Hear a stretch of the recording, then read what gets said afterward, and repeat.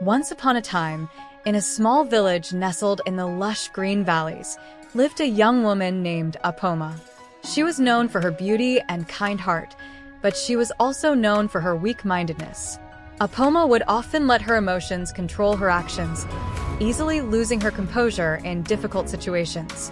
Deep down, she yearned to find inner strength and wisdom. She believed that the answer lay in the teachings of a renowned Zen master. One day, Apoma gathered her courage and embarked on a journey to meet the Zen master, who resided in a tranquil monastery on the outskirts of the village.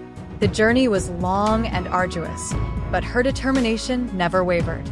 Finally, after days of traveling, she arrived at the monastery and was greeted by Prajap, a young disciple of the Zen master. Prajap was a humble and wise young man who had dedicated his life to studying the teachings of the Zen master. He noticed Apoma's eagerness to learn and offered to guide her on the transformative path to enlightenment. Grateful for his assistance, Apoma readily accepted his offer. Under Prajap's guidance, Apoma began her training in the monastery. The Zen master, an old and serene man, observed her from a distance, aware of her weaknesses and the challenges that lay ahead. He believed that through the trials and tribulations of life, Apoma could discover her true strength and become a person of wisdom and resilience. The first sign of a weak-minded person, the Zen master taught, was the inability to let go of past hurts and grievances. To illustrate this, he shared a story with Apoma. He spoke of a man who carried a heavy sack of rocks on his back wherever he went, burdened by the weight of his past. The rocks symbolized his grudges and resentments, which held him back from living a peaceful life. Apoma realized that she too carried her own sack of rocks, filled with unresolved anger and pain. Determined to lighten her load, she embarked on a journey of forgiveness and letting go. The second sign of a weak-minded person, the Zen master taught, was the attachment to material possessions. To demonstrate this, he took Apoma to the garden and pointed to a beautiful rose. This rose, he said, is a symbol of life's impermanence. It blooms with vibrant colors but soon withers away, reminding us that all things are temporary. Apoma understood that her attachment to material things brought her suffering, as she clung to them for security and happiness. From that moment on, she vowed to find contentment within herself, rather than seeking it in external possessions. The third sign of a weak-minded person, the Zen master taught, was the inability to embrace change. He shared the story of a flowing river, emphasizing the importance of adaptability and resilience.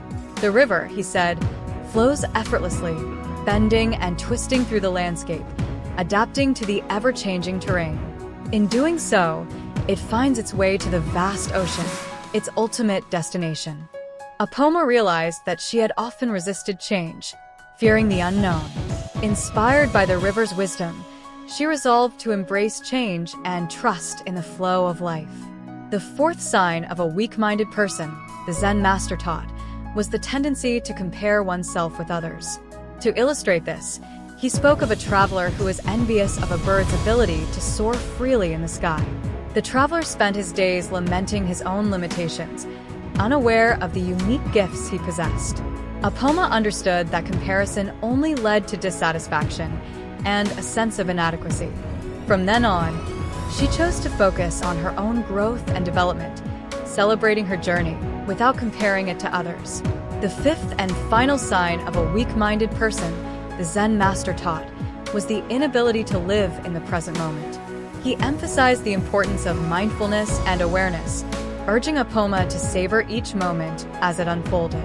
Life, he said, is a series of precious moments strung together like pearls on a necklace. To truly live, one must be fully present in each moment, without being burdened by the past or consumed by the future. Apoma realized that her mind often wandered, dwelling on regrets or worries about the future. With renewed focus and determination, she committed herself to cultivating mindfulness and living in the present. Months passed, and Apoma's time in the monastery neared its end. She had undergone a profound transformation, discovering her inner strength and wisdom. The Zen master, pleased with her progress, called her to bid farewell. "Apoma," he said, "you have come a long way on your journey of self-discovery. Remember the lessons you have learned and carry them with you as you venture back into the world. Embrace forgiveness, let go of attachments, adapt to change, celebrate your uniqueness, and live in the present moment.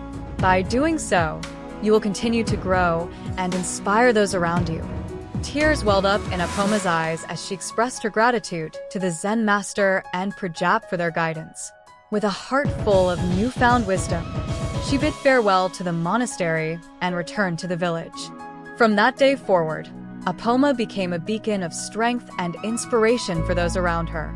She shared the teachings of the Zen master with others, helping them recognize the signs of weakness in their own lives and guiding them toward a path of enlightenment. And so, the story of Apoma, the young woman who embarked on a journey of self-discovery, reminds us that within each of us lies the potential for growth and transformation. By recognizing the signs of a weak-minded person and embracing the teachings of wisdom and resilience, we can find the strength to overcome our own limitations and live a life of purpose and fulfillment. From this story, we have learned several valuable lessons. 1. The importance of letting go. Holding on to past hurts and grievances weighs us down and prevents us from living a peaceful life. Learning to forgive and let go allows us to lighten our emotional burdens and move forward with a sense of freedom. 2. Detachment from material possessions. Placing too much importance on material possessions can lead to suffering and dissatisfaction. True contentment comes from within and does not rely on external objects. By cultivating a mindset of detachment, we can find greater peace and happiness. 3. Embracing change. Change is an inevitable part of life, and resisting it only brings more difficulties. The ability to adapt and embrace change allows us to navigate life's challenges with grace and resilience. By letting go of our resistance and trusting in the flow of life, we can discover new opportunities and grow in the process. 4. Avoiding comparison. Comparing ourselves to others only breeds dissatisfaction and a sense of inadequacy. Each person's journey is unique, and we should focus on our own growth and development instead of constantly comparing ourselves to others. Embracing our own gifts and celebrating our progress brings greater fulfillment. 5. Living in the present moment. Being fully present in the here and now is essential for experiencing true joy and fulfillment. By letting go of past regrets and worries about the future, we can fully engage with the present moment and appreciate the beauty and richness of life. Mindfulness and awareness help us savor each moment and cultivate a deeper sense of gratitude.